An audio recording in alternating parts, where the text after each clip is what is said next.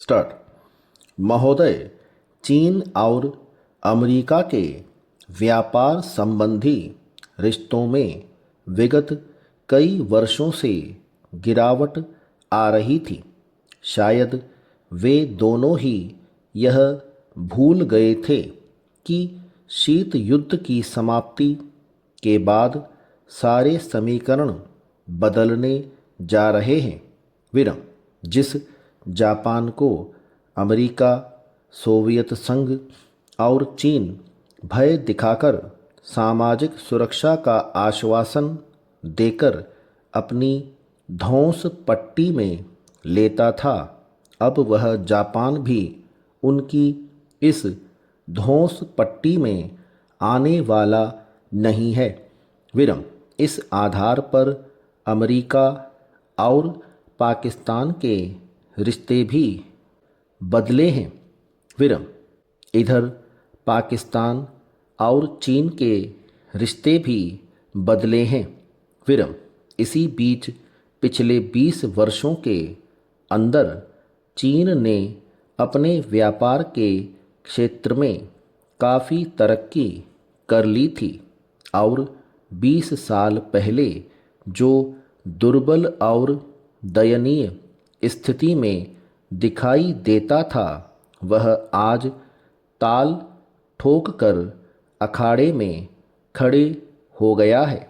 विरम शायद अमेरिका ने यह सोच लिया हो कि चीनी नेता के बीमार और कमज़ोर होने की स्थिति का लाभ उठाया जा सकता है, लेकिन चीन ने भी धमकी का जवाब धमकी की भाषा में देकर यह जताने की कोशिश की है कि चीनी नेता के संन्यास ग्रहण करने के बाद भी चीन के सोवियत संघ की तरह टूटने के आसार 50% से अधिक नहीं माने जा सकते हैं।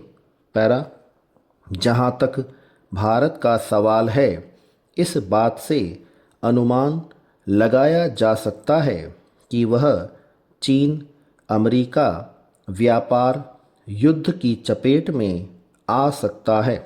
विरम अमेरिकी अधिकारी कह रहे हैं यदि वे चीन की धौंस पट्टी में आ गए तो हमारे 20,000 लोग बेरोजगार हो जाएंगे, परंतु इतना निश्चित है कि अमेरिकी माल जो चीन में नहीं बिकेगा किसी विकसित देश में नहीं बिक सकता।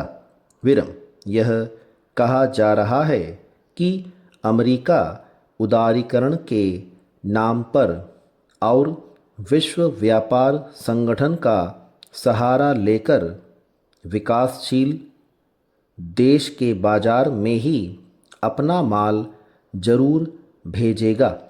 विरम दूसरी ओर चीन भी भारत की ओर आशा भरी नज़र से देख रहा है, इसलिए उसके लिए यह ऐसा अवसर प्रदान कर सकता है कि दो बड़े विकासशील देशों के व्यापार युद्ध का लाभ उठाया जा सके।